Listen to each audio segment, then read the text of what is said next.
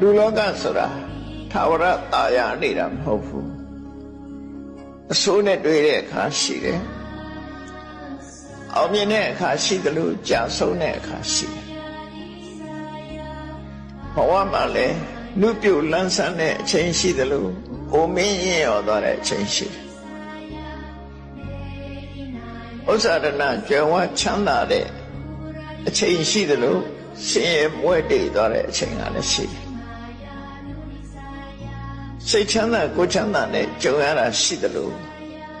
စိတ်ဆင်းရဲစရာတွေပြဿနာတွေနဲ့ကြုံတဲ့အချိန်ပိုင်းဆိုလည်းရှိတယ်အလုံးကဝိုင်းပြီးတော့ချီးကျူးကြတယ်မြောက်စားကြတယ်ဆိုတဲ့အခါရှိတယ်လို့ပဲအလုံးရဲ့တတွေးခွက်မှာပက်လက်မျောပြီးကဲ့ရဲ့ခံရတဲ့အချိန်တွေမျိုးရှိတယ်လောကထဲမှာနေတဲ့ပုဂ္ဂိုလ်တိုင်းဟာ